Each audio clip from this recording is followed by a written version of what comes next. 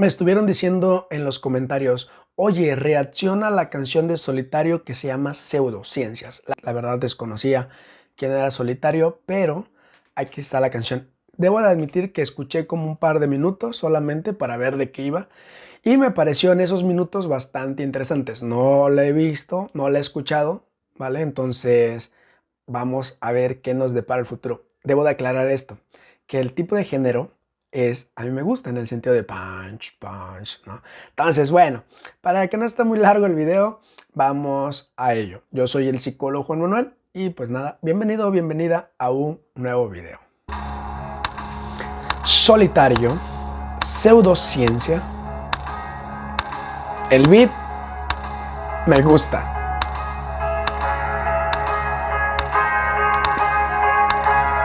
Si me ven cabeceando es porque en realidad me gusta el beat. Hasta cacahuates tengo aquí para disfrutar.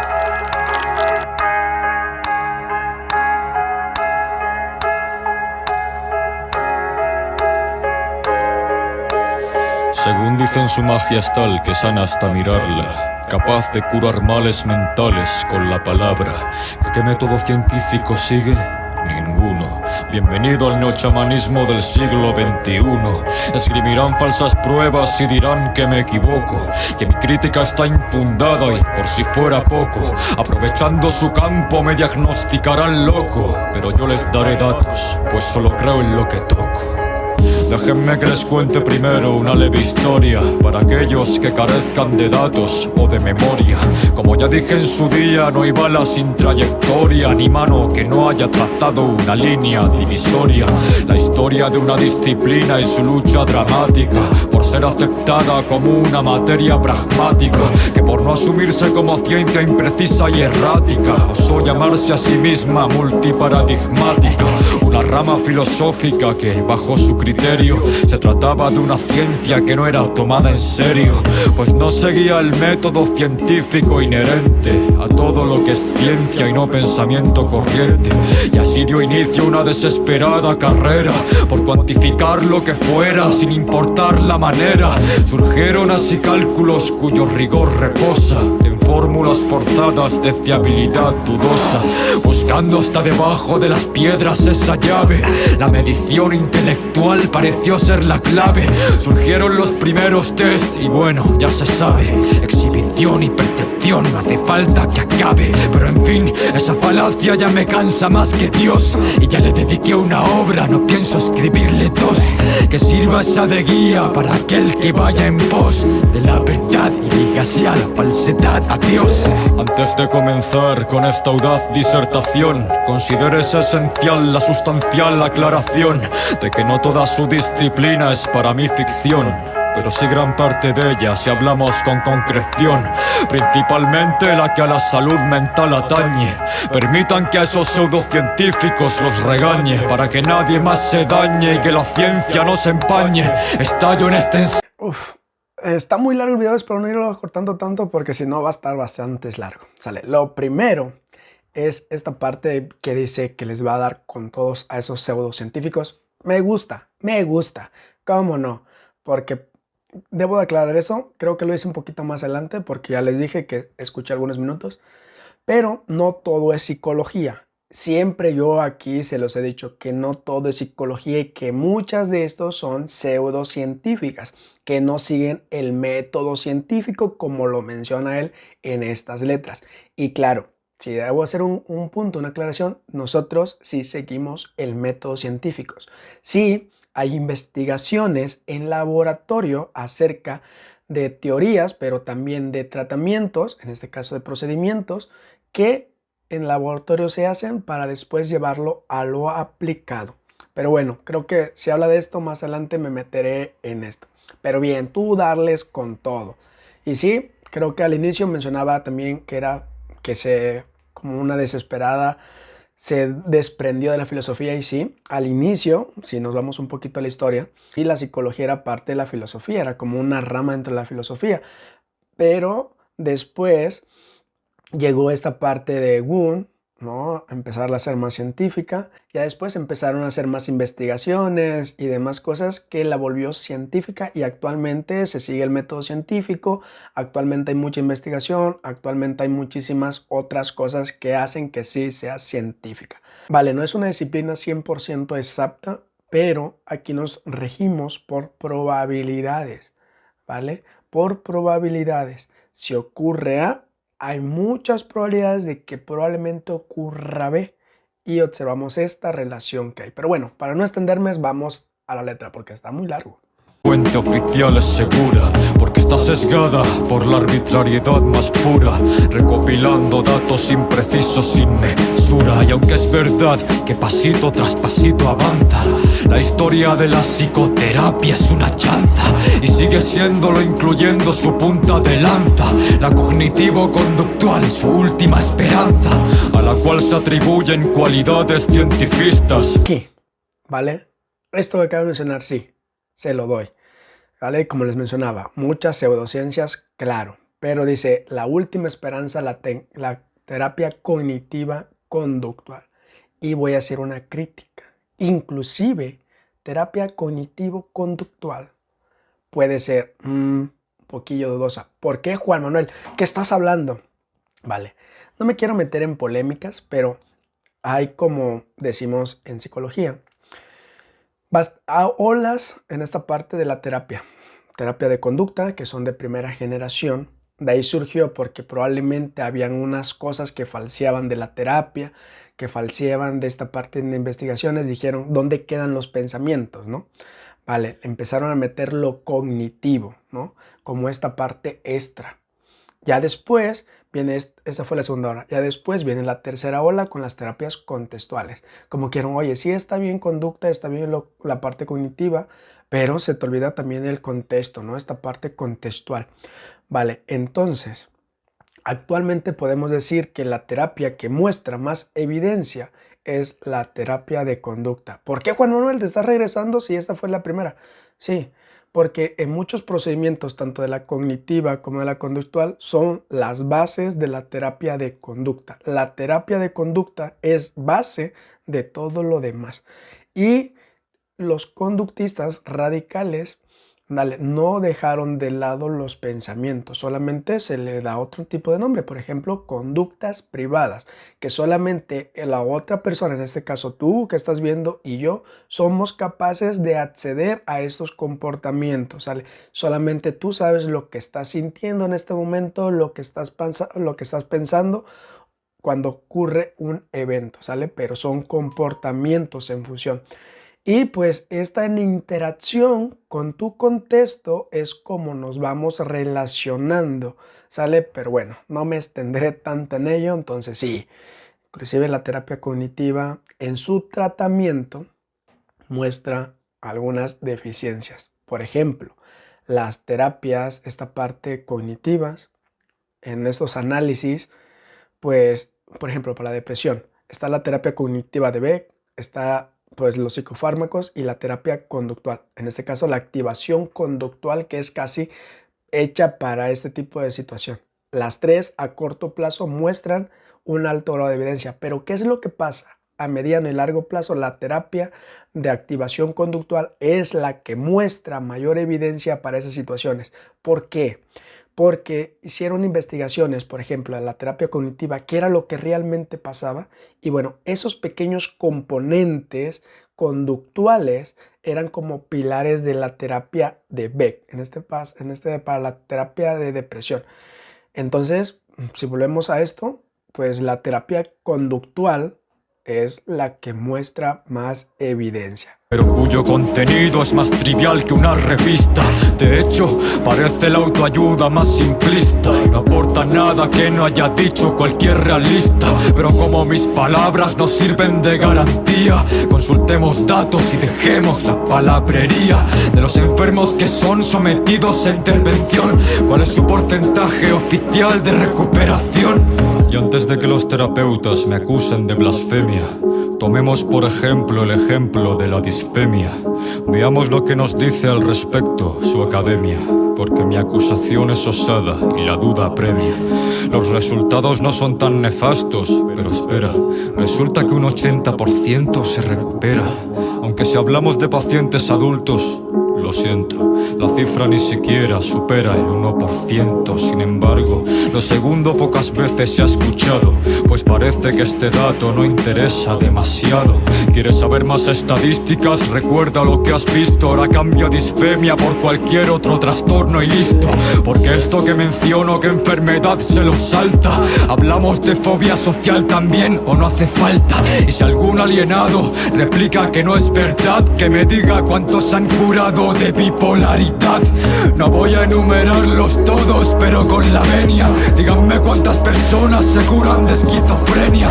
Algún psiquiatra dirá que su razón es biológica, cuando no existe ninguna evidencia fisiológica. Al fin y al cabo lo biológico, fruto de la escasez de respuestas que aporta el campo psicológico. Y si admitiesen que son hipótesis, al menos sería loable, pues todo juicio se emite sin conocer al culpable. Pero es irremisible la prepotencia que muestra más de uno cuyos argumentos ninguno demuestra. Esa teoría tan vaga y desatinada, esa navaja de Occam desafilada. Disculpen por esta introducción somera y divagante a la psiquiatría, la cual trataré más adelante. A veces pierdo el hilo, pero que nadie se espante, que mi discurso sea errante no lo vuelve delirante. Característica común a toda mente inquieta, mi flujo de pensamiento es un viento de metal. Vale, eso hablando un poco sobre el tratamiento y sobre las estadísticas. Vale, las estadísticas nos gustan. Lo primero, no sé si lo diga más adelante, pero desde el análisis de la conducta no diagnosticamos. Pero como Juan Manuel, dejen y les explico algo, ¿sale? No quiero que me vayan a sacar un clip y me vayan a descontextualizar esto. En el sentido de estas etiquetas diagnósticas, como a lo mejor puede ser depresión, puede ser ansiedad social, como lo mencionaba, etcétera, etcétera. ¿Sale? Cumplen, pues eso, una etiqueta diagnóstica. Claro que como profesionales en ocasiones son bastante funcionales para saber de qué hablamos, para saber de ciertos criterios, etcétera, etcétera. Claro, también para las personas puede de alguna manera ayudar, pero lo que hacemos desde el análisis de la conducta es observar comportamientos en relación al contexto de la persona y operativizamos estos comportamientos. Ya no te entendí, Juan Manuel, la neta. Él hablaba de las estadísticas de ansiedad social, ¿sale? Y otra de blasfemia y esquizofrenia. ¿A qué te refieres, por ejemplo, en esta parte de no emitir etiquetas diagnósticas? Vale, por ejemplo, si cuando hacemos un análisis funcional y topográfico, podríamos decir, vale, ¿a qué te refieres con ansiedad social? Y probablemente la persona te empieza a decir bajo qué condiciones y bajo qué ciertas cosas aparece esta sensación de experimentar miedo y ansiedad.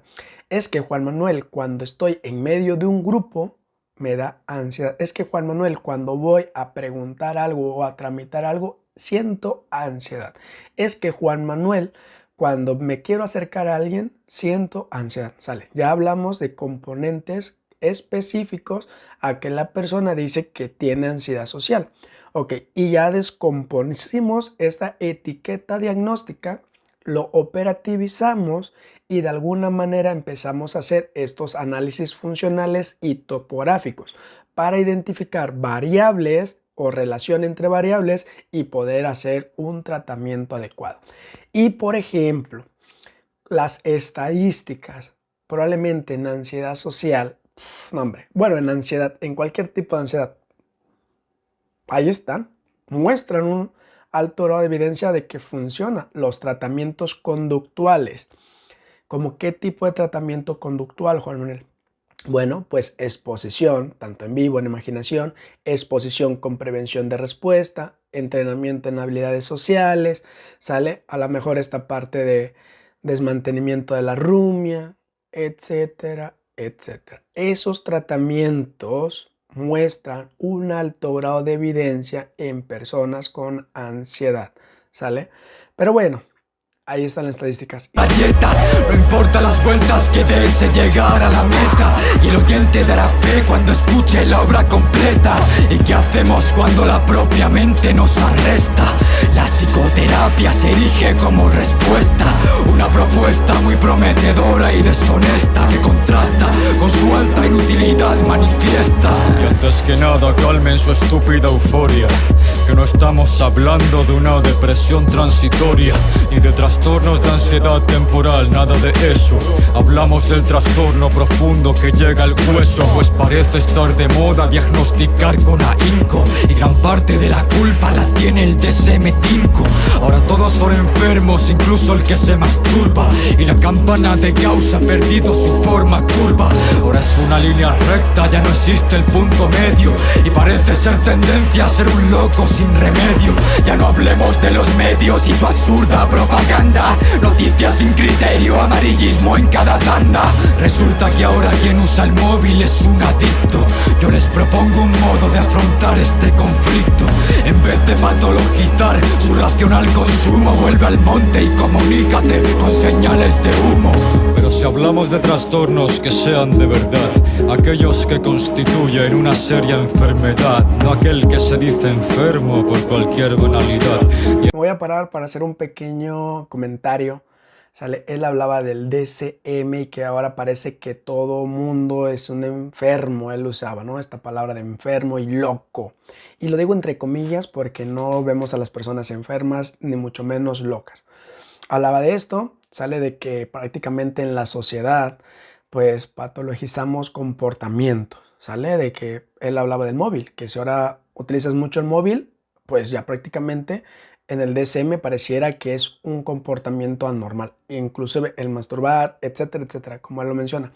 Ok, el primer punto que me gustaría como clarificar es que en muchas ocasiones en nuestro contexto se patologizan comportamientos, ¿sale? En el sentido de que parece que siempre debemos de estar bien, ¿sale? Esto lo decía Stephen Hayes en un libro de Sal de tu mente, entra en tu vida, de que prácticamente siempre debemos de estar bien, ¿no? Pero en realidad no.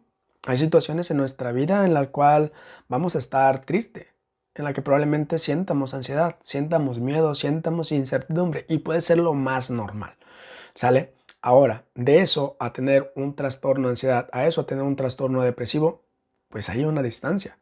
¿Cuándo ya podríamos hablar de esto? Bueno, del tiempo, del comportamiento, de lo que haces, de lo que dejas de hacer, de algunas sintomatologías que podemos decir, sí, ya esto ya es un trastorno y no una situación. Ahora, también hablaba sobre el DSM. Aquí me gustaría hacer una pequeña crítica y probablemente esto pueda causar un poquillo de conflicto, pero bueno, el DSM, sí, prácticamente, pues este manual lo que hace es como encasillar ciertos aspectos a una situación, ¿sale? Es que si haces esto y cumples con esto, tienes esto.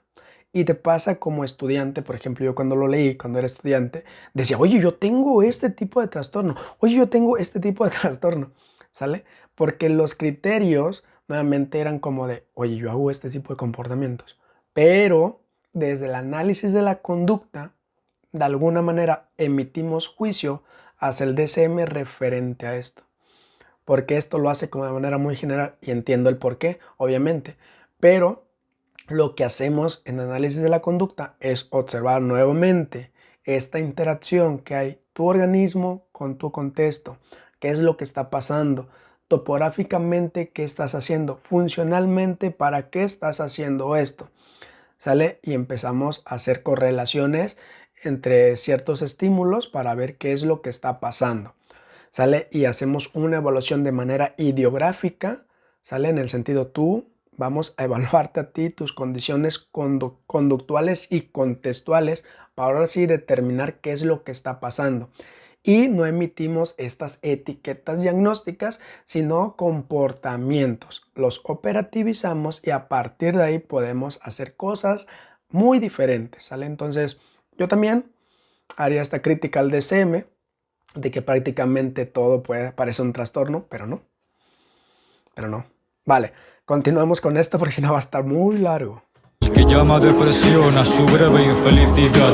Quienes hemos transitado por ese sendero oscuro sabemos bien identificarnos, tenlo seguro, que esta inflación diagnóstica esté derribando el muro que separa al mentalmente sano del enfermo puro.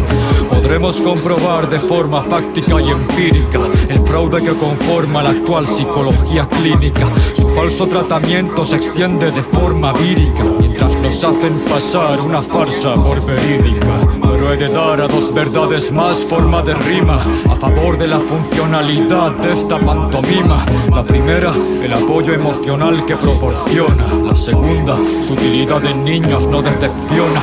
Lo primero está muy bien, nadie dice lo contrario, pero hacer del abrazo una ciencia era necesario.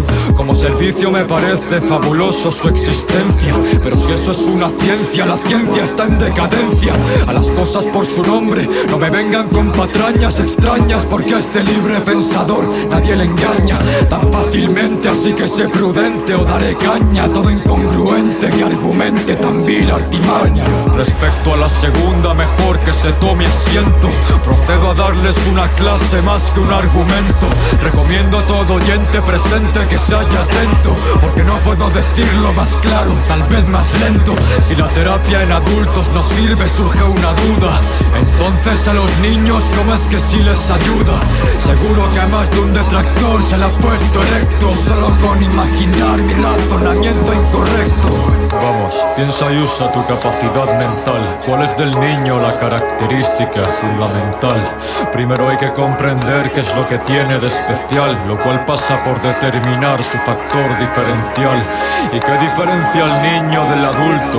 Por ende, sino la facilidad con la que éste se sorprende. Por eso aprende a andar, incluso a hablar, por eso aprende hasta que luego emerge el ego y piensa que todo lo entiende. ¿Y no es esta inocencia acaso prueba suficiente para esclarecer el rompecabezas aquí presente? Pues la influenciabilidad del infante no es desdeñable, cuando de ella depende todo cambio considerable.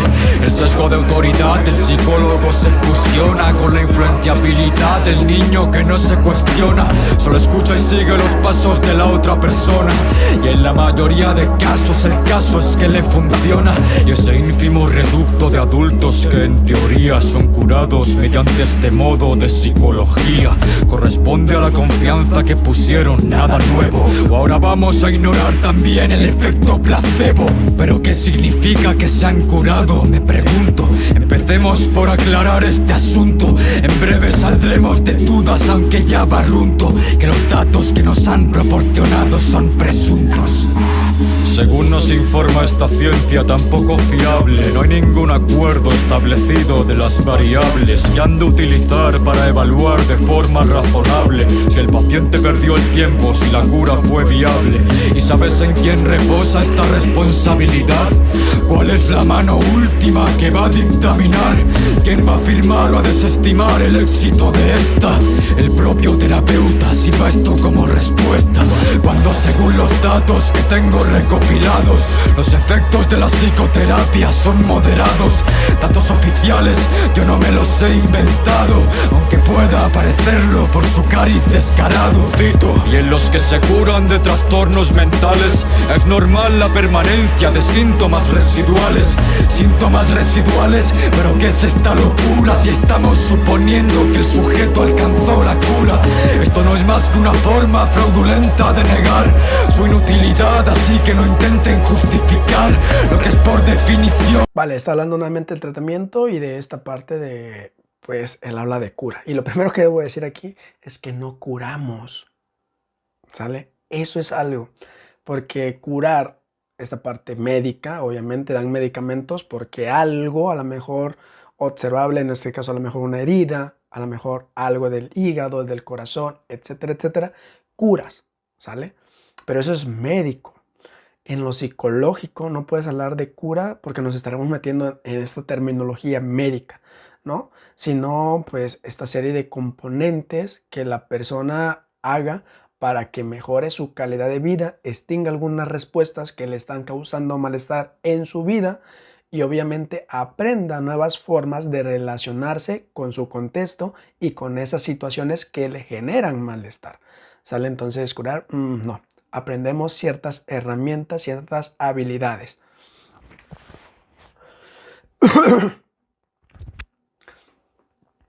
Ahora podríamos hablar un poquito sobre el tratamiento, ¿no? Del por qué funcionan, el por qué sí funciona.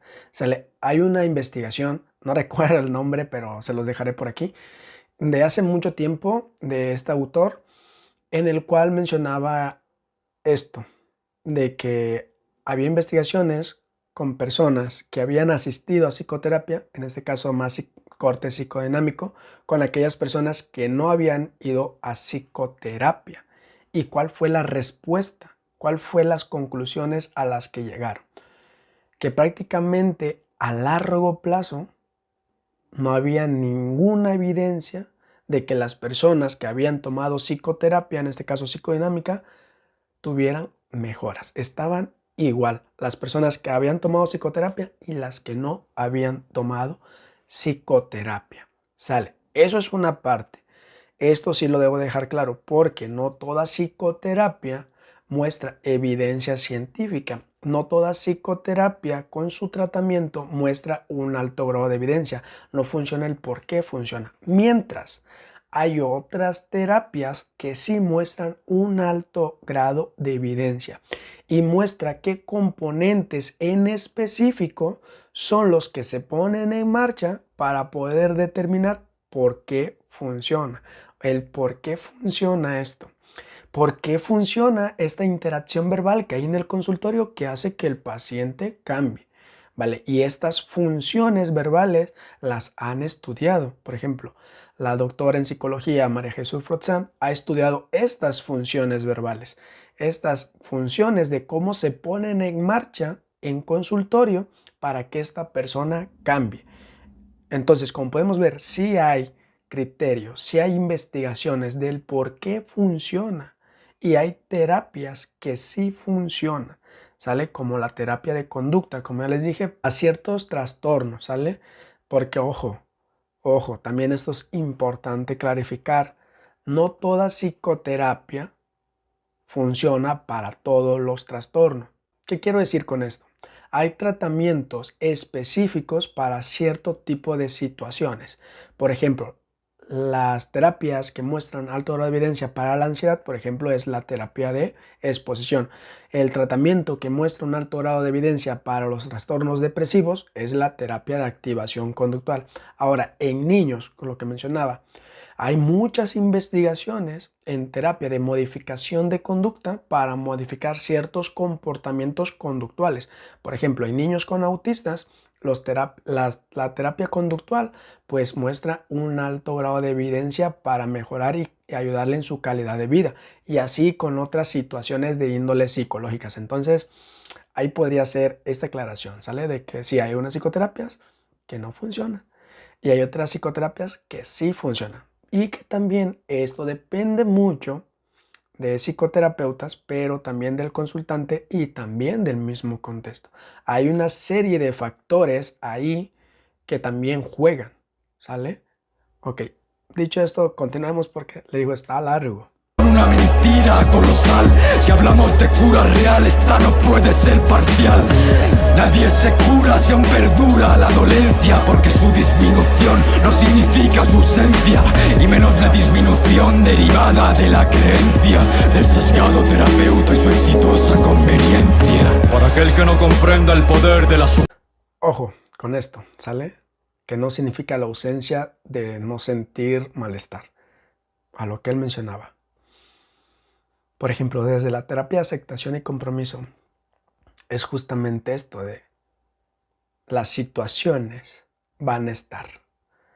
Probablemente la vas a seguir pasando mal, probablemente va a haber situaciones que la pases mal, probablemente va a haber situaciones que te incomoden, que experimentes ansiedad, que te den miedo, porque somos humanos y prácticamente vivimos en este contexto.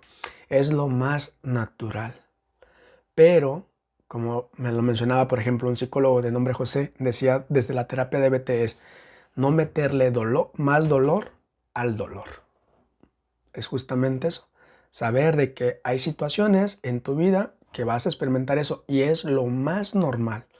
Pero también puedes encontrar herramientas para que ya no le metas más dolor al dolor.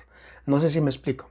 En el sentido de que va a haber situaciones, pero probablemente si cuentas con herramientas, a lo mejor de regulación emocional, con lo mejor de resolución de problemas, que sepas un poquito de exposición, que sepas un poquito de cómo manejar mejor ciertas situaciones, te ayude a sortear mejor estas situaciones que si no cuentas con estas habilidades.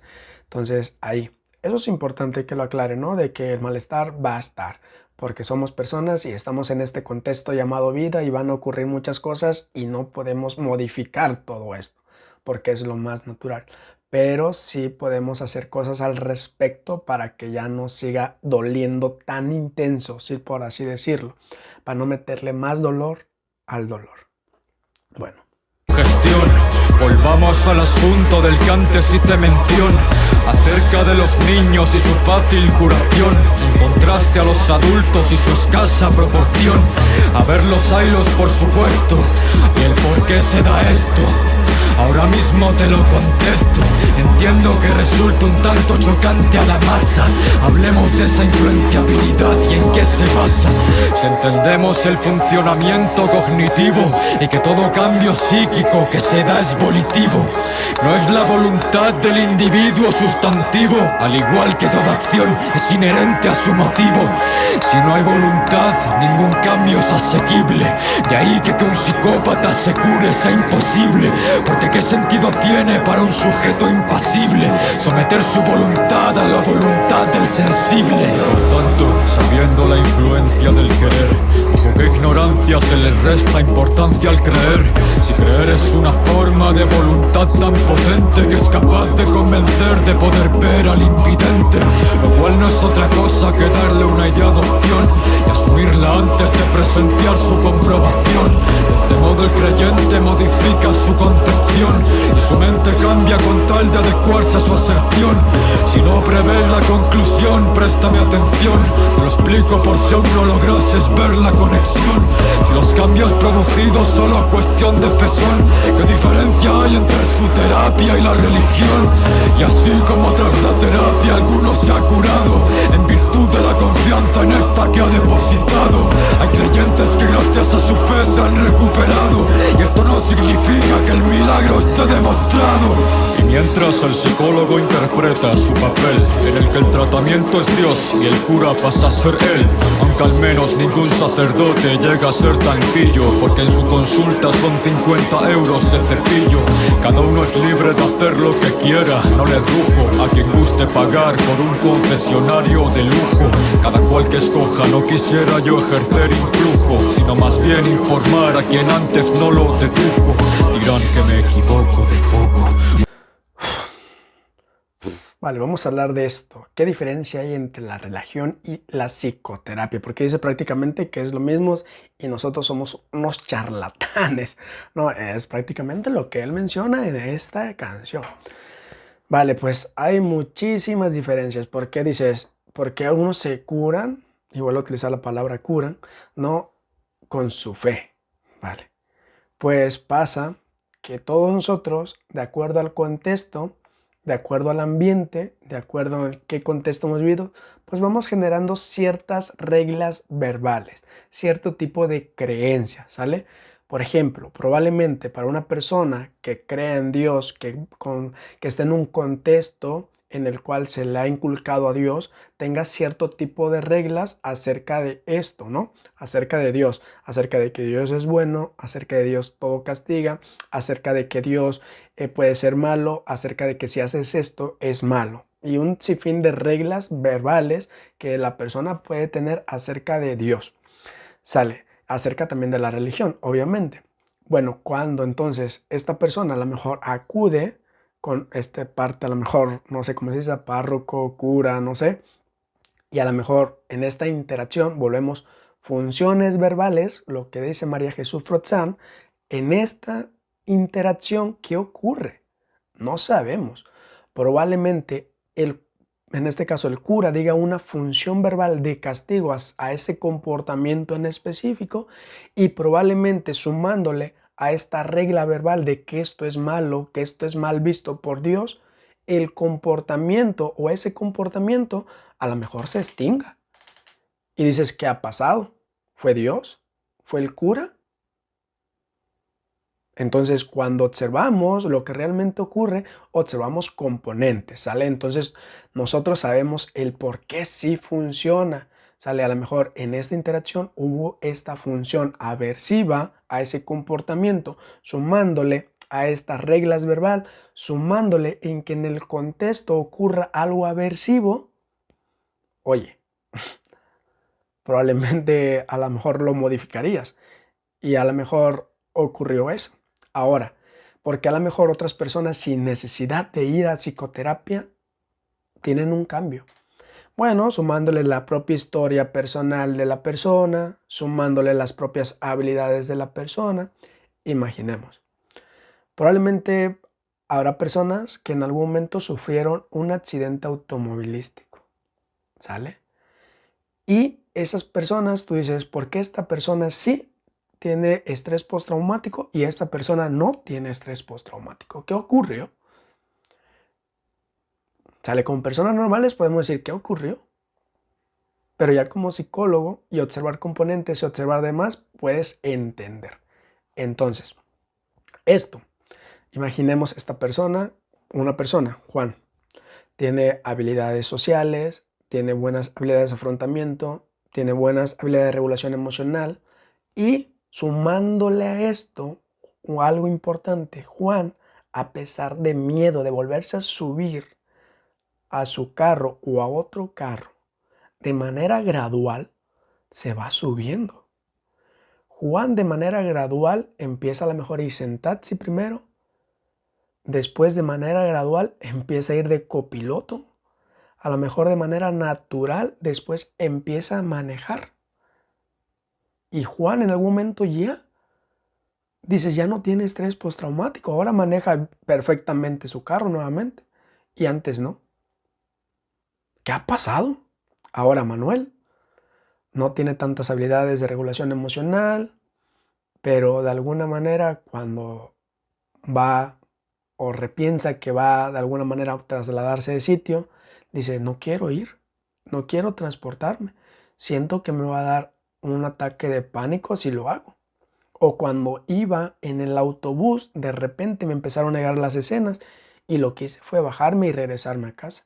O fíjate que cuando abrí la puerta del carro, me llegó la ansiedad y dejé de mejor ya no me metí al carro y me fui caminando.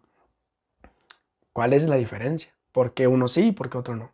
Vale, como podemos ver, Juan en este caso hace ciertos comportamientos de exposición y un psicólogo, un psicoterapeuta no le está diciendo, pero su contexto, ¿verdad?, lo orilla a hacer eso, porque no tiene otra opción.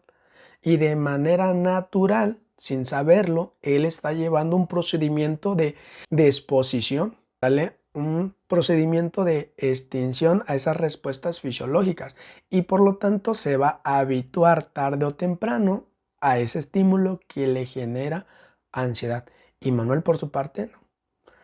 Entonces, como psicólogos, en este caso como analistas de la conducta, sabemos exactamente lo que hacemos. ¿Por qué dije esto? ¿Por qué pregunté esto? ¿Por qué utilicé esta función verbal de reforzamiento? ¿Por qué ahora utilizo esta función verbal de castigo? ¿Por qué aplico esto? ¿Por qué apliqué este tratamiento? ¿Por qué apliqué estos procedimientos para esta situación en específica? Nosotros sabemos, ¿sale? Esa es la gran diferencia, la gran diferencia. Entonces, por eso. Pero bueno, continuemos. De darle tantas vueltas al coco, me volví sumamente loco. Pero lo cierto es que verdad tan solo hay una, aunque para algunos pueda no ser la más oportuna. Se recopilan estadísticas constantemente en las que se ignoran factores cruciales. ¡Qué incoherente! Si los datos que he citado anteriormente, el hecho de estar sometido a farmacología está presente, ni siquiera es tomado en cuenta. Fíjate que estricto el psicólogo que emite un positivo veredicto. Entonces, ¿el paciente mejoró sustancialmente o realmente solo ha sido drogado lo suficiente? Así que por si alguno no la conocía, le voy a presentar a la moderna lobotomía. Antiguamente Antiguamente hacían trepanaciones, pero ahora basta la ingesta de una pastilla lobotomizadora. Consiste en psicotrópicos que sedan al paciente. Ok, aquí. Creo que ya sé para dónde va. Esta parte ya es más a la psiquiatría, pero igual vamos a hablar de esto. Habla un poquito sobre ya los fármacos o los medicamentos. Ya vamos más metido en esta parte de psiquiatría. Pero habla acerca de esta técnica de trepanación, algo así. Bueno, esta técnica pues se utilizaba muchísimos antes, en esta parte pues muy antigua. Y ahora habla de esta parte de medicamentos, de que si realmente curan o solamente lo hacen porque están drogados. Eso podría ser para un video sumamente largo, sumamente completo. Pero igual, esta parte ya es más psiquiátrica. Pero las estadísticas, y volvamos con la depresión y ansiedad, que son en los cuales yo más estoy metido, en los que más me he capacitado. Las estadísticas referente a esto son abrumadoras, en el sentido de a corto plazo funcionan igual, a mediano y largo plazo las terapias conductuales muestran más evidencias que la psicofarmacología. La psicofarmacología incluso tiene efectos secundarios en la persona, como dependencia al fármaco, como algunos comportamientos, obviamente a raíz de esto, obviamente a lo mejor que pueda consumir otros fármacos porque ya no lo haga efecto, etcétera, etcétera, ¿sale? Y sí, como él dice, probablemente por el fármaco haga ciertos comportamientos y creemos que tiene mejoría. Es que me he tomado el fármaco, el cacahuate, y ya no me dan tantos ataques de pánico. Es que ya no siento ansiedad. Es que ahora sí mi estado de ánimo ha cambiado. Y volvemos a lo mismo. ¿Qué está ocurriendo? ¿Qué componentes se están poniendo en marcha para que el comportamiento se esté modificando? ¿Es realmente el fármaco o son otros comportamientos conductuales que la persona está haciendo que esto esté haciendo un cambio en estos comportamientos y obviamente en su estado de ánimo? Imaginemos una persona con ansiedad social. Ahora resulta que porque se toma el fármaco, esta persona va a lugares, ¿sale? Ahora resulta que esta persona, la ansiedad social ya no está. Los ataques de pánico desaparecieron. Y no te pones a pensar de que esta persona se está exponiendo a esas situaciones que le generaban ansiedad. Y no te pones a pensar que esta persona se está habituando a esas sensaciones fisiológicas. No te estás pensando que esta persona de alguna manera está siendo esta parte de descastrofización acerca de estos pensamientos catastróficos que pensaba que iban a ocurrir. ¿Y qué son? Procedimientos conductuales. Sale, pero ¿qué es lo que pasa? Que hacer la pastilla es más sencillo, ¿cierto? No te expones a esas sensaciones de incomodidad, no te expones a esas sensaciones de malestar. Lo que menos queremos es sentirnos mal. ¿Cómo me voy a pedir que me sienta mal? Es lo que vengo, que no me sienta tan mal. Pero bueno, estos tratamientos funcionan. ¿Y por qué funcionan? Por todo esto que ya les mencioné, por esos componentes que sí se han estudiado en laboratorio, que sabemos perfectamente por qué funcionan. Bueno, lo mismo, los terapeutas conductuales, los analistas de conducta, sabemos esto. Y por ello lo ponemos en marcha. Pero bueno, vamos a continuar esta crítica que estoy seguro que va a ser ahora para la psiquiatría. Generando una actividad cerebral deficiente, pues el lema de su funcionalidad es el siguiente: cuanto menos consciente se es, menos se siente. Y así el aquejado pasa la convalecencia, convirtiéndose en un zombi inconsciente de su dolencia. Y puede ser que cuanto más se acerque a la ignorancia, más le parezca que su enfermedad toma distancia. Pero bueno, tampoco estaría tan mal si así fuera. Más de uno se arriesgaría con tal de hallar la manera. Estaría dispuesto a despreciar su libertad entera, destentar al felino con tal de domar a la fiera. Pero ni siquiera sirve y quien las usa tristemente acaba dentro de la misma jaula y sin un solo diente. Como aquel que está sediento en el desierto y de repente anda kilómetros siguiendo el espejismo de una fuente. Y aumenta su sed caminando hasta a su salvación se hace su muerte. Así le pasará al que no forje una mente fuerte y acepte la inconsciencia al primero que se la oferte. ¿Quieres evadirte a toda costa? Genial. Pero si lo que buscas es curarte, vamos mal, induciéndote a un estado de pasividad mental y obstruyendo el proceso de superación personal. Tu intención es liberar tu mente de su propio rapto, lo cual requiere un desempeño mental alto, exacto. Y esto pretendes conseguirlo, a ver si lo capto, volviéndote más tonto y por lo tanto menos apto. De ahí que sus consumidores vuelvan. Vale, aquí. Él mencionaba de esto, justamente. En muchas ocasiones estos medicamentos funcionan como evitación. ¿Sale? Comportamientos de escape o de evitación que siguen manteniendo el mismo problema. Sí se las compro. Ahora, antes de que se me olvide, que también estaba recordando mientras escuchaba esto y con lo que había dicho anteriormente, es que sí, también en muchas ocasiones yo digo, a ciertas situaciones psicológicas, claro, el fármaco, por ejemplo, esquizofrenia, por ejemplo, a lo mejor bipolaridad, claro, ¿por qué no? Si esto va a hacer que la persona tenga una mejor calidad de vida, adelante. Si esto va a hacer que una persona esquizofrénica pues no sea un peligro para él ni para otras personas, adelante. Y si con esto también pueden hacer esta parte de terapia psicológica, adelante. ¿Vale?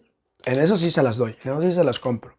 Que a ciertas situaciones, claro, o hacia ciertos comportamientos que probablemente sí sean demasiados complicados y no hay otra opción, ¿por qué no? Y ya después a lo mejor desprenderlo de ciertas situaciones, vuelvo a lo mismo. Y hay otras que probablemente sí lo requieran, sí requieran el psicofármaco. Vale, pero bueno, continuemos con el video. Van a recaer de haberse curado por su cuenta. ¿Cómo podría ser posible que no hubieran aprendido a pensar distinto y se quedasen atrapados en el mismo laberinto? Y para ejemplificarlo lanzo una pregunta escueta. ¿Tú podrías olvidar cómo montar en bicicleta? ¿La forma correcta de ponerte una camiseta? ¿O el significado de una palabra como maceta? Y es solo en este punto en el que el oyente entiende que no puede olvidarse aquello que se comprende, mucho menos un proceso de importancia semejante, pues la mente nunca desecha lo que le es relevante. Por no hablar de que la gran mayoría son genéricos y más que por psiquiatras son recetados por médicos. Oye, ¿y esas pastillas cómo las conseguiste? Fui al centro de salud y dije que me sentía triste. Para quienes piensan consumirlos, dejen que les diga que reducen drásticamente la esperanza de vida. Probablemente engorden de forma agresiva hasta que su cuerpo coincida con su actividad mental pasiva. Pero antes debo hacer una aclaración al respecto. Lo primero, recomiendo que se lean el prospecto, porque causan adicción, sabrán que estoy en lo correcto. Quienes lo usen de manera continuada y sin efecto. Lo segundo, para aquellos que induzca la reflexión y quieran dejarlas, mejor que lo hagan con precaución, pues han de saber lo peligrosa que es su interrupción, ya que causa desajustes químicos y depresión. Por tanto, de dejarse de manera paulatina, poco a poco, hasta que la desintoxicación termina, porque la adicción a esta droga puede ser asesina. Pero claro, al ser legal no es igual que la cocaína. No estoy demonizando nada, estoy siendo objetivo, y quien lo piensa es que no ha conocido mi lado ofensivo. Hoy solo aporto argumentos, no hay acoso ni derribo, para que no mezcan vientos violentos esto que escribo. Pero piensa, no te engañes como el resto de la gente, si hay precio hay negocio, así que sé. Sí, lo que él menciona son estos efectos secundarios de los cuales les hablé un poquito, ¿sale? Y sí, esta parte en ocasiones cuando se deja el fármaco puede traer esas consecuencias. Como les dije, el fármaco puede generar dependencia. Y él mencionaba algo interesante, de que probablemente cuando vas al médico y dices, es que me he sentido ansioso, me he sentido triste, fármaco. Y esto sí ya pues genera un problema de salud, ¿no? Porque te están dando medicamentos para esta situación. Pero probablemente hay situaciones que no los requieres, como ya los mencioné, como no los requieres, no tendrías el tomarlo.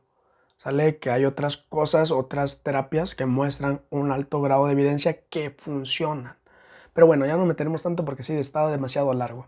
Inteligente, que esta empresa no la mueve una corriente diferente. Así que ten en mente que cada paciente es un cliente. La sed de algunos psicólogos es bien sabida, buscando retener con su terapia indefinida, mientras el paciente paga a precio de oro la hora, bajo la promesa de una mejora que se demora.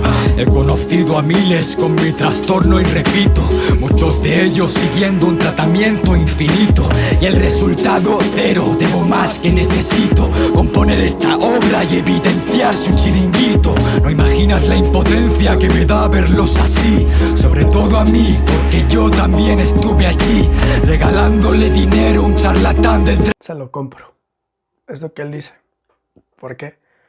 Porque hay terapias que sí puedes durar mucho tiempo y no observar una mejoría. Y una de ellas es el psicoanálisis. Ojo, cuidado con ese tipo de terapias. Tengan cuidado.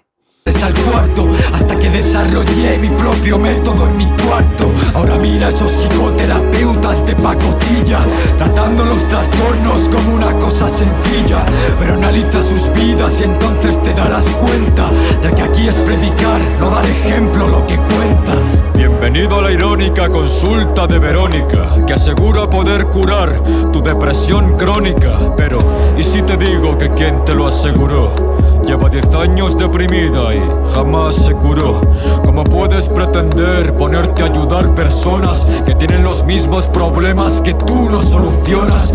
Es mucho más fácil para ti montar una clínica que solucionar tu inestabilidad anímica. ¿Y de qué se compone la otra mitad restante del que no lo ha padecido, ese consejero distante? Ya que quien no lo ha vivido ignora lo más importante. Por tanto, tú te pondrías en manos de un ignorante, de parte de alguien que logró curarse a sí mismo, y no de un charlatán. Ahora dirán que egocentrismo, pero mi sabiduría no es ficticia, más bien práctica, y vuestra teoría es una verborrea poco práctica. Bajo esa falta de rigor científico que tienen, no logro explicarme aún cómo es que algunos se atreven a tachar de ilegítimas determinadas corrientes. Y a mi amada ciencia le pregunto, ¿cómo lo consientes? ¿Por qué asientes? ¿Es que acaso la falacia no te duele? Cuando por un lado están desdeñando a la PNL, mientras hablan gloria de otras, dime, ¿qué es lo que te impele? Porque acorralas a una y dejas a la otra que vuele. Mejor que se limiten a hacer una mueca. No creo que nadie se atreva a llamarme cabeza hueca o motejarme de ignorante. Aún así, si alguno peca, le invito a venir y leerse un tercio de mi biblioteca. Esto no va contra la psicología para nada. Esto es tan solo un ensayo racional, no una cruzada.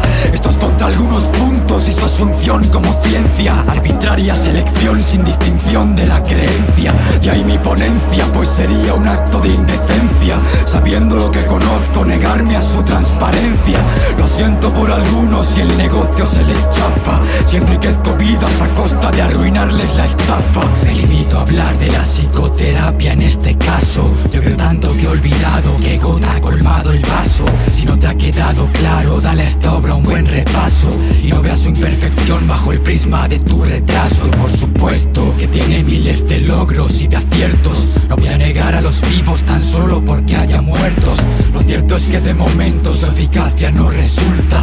Es una ciencia en pañales que se vende como adulta. Obviamente que algún día se hallará desarrollada. Quien me escuche en el futuro no ha de reprocharme nada. Quién sabe si esta obra contribuye a su progreso, porque no hay suceso sin relevancia para un proceso. Pero a mí denme la carne y láncenle a otro perro el hueso. Que nadie me cuente cuentos sin argumentos de peso.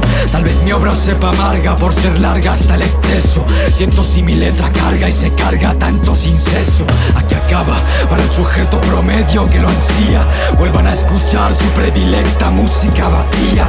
No apreciarán mi tratado ya que vivo todavía. Volverán cuando esté muerto con su sucia hipocresía, porque se descaría tanto a causa de su vanidad, la psicología y su complejo de inferioridad. Desdeñada por la ciencia por querer ser lo que no era, se sintió tan humillada y marcada como embustera, que hizo lo posible por acallar el murmullo.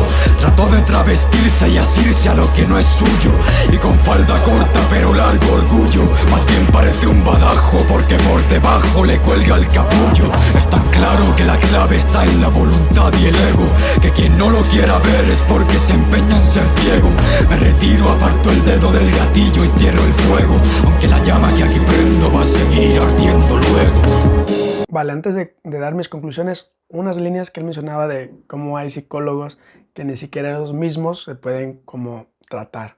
Él hablaba, por ejemplo, de la depresión, ¿no? Cuando somos estudiantes vamos al psicólogo, y una vez somos ya psicólogos también seguimos yendo al psicólogo, ¿sale? Pero si hay muchos otros psicólogos que son incongruentes en este sentido, de que hace comportamientos a lo mejor no tan chidos, ¿verdad? Y aún así siguen atendiendo. Y algo también importante, no todos los psicólogos pues ahora sí que atienden todo tipo de problemáticas, o al menos los que conozco y los con los que me he capacitado no, ni yo tampoco. Hay personas, por ejemplo, psicólogos que son muy buenos en tratando ansiedad, otros muy buenos tratando depresión, y así se van como especializando. Y bueno, como de manera muy general, me ha gustado el video, me ha gustado que les dé con todo, ¿vale? Y les digo, le dé con todo, y también obviamente observar todo esto, porque desde el análisis de la conducta, vuelvo a lo mismo, desde esta cosa más científica, tratamos de hacer esto. Desde montar todos estos mitos acerca del psicólogo, de la psicología clínica, de los tratamientos. Y tratamos de dar a conocer aquellos tratamientos que sí muestran un alto grado de evidencia, de darle el peso a la psicología científica, de que la psicología se basa en el método científico como toda ciencia, de que no es exacta, obviamente, pero que es probabilística, que si ocurre A, hay probabilidades de que ocurra B. Pero todos estos fenómenos son estudiados en laboratorio, ¿sale? Ahí se hacen todas estas investigaciones para después llevarlo al aplicado, para después tener toda esta tecnología, o sea, los tratamientos. Me ha gustado mucho el video, me ha gustado bastante, y bueno, hasta aquí el video de hoy. Fue un video que me dijeron que reaccionara. Si hay más videos, pues háganmelo saber en los comentarios, y nada. Yo soy el psicólogo Nunel y nos vemos en los próximos videos. Cuídense mucho.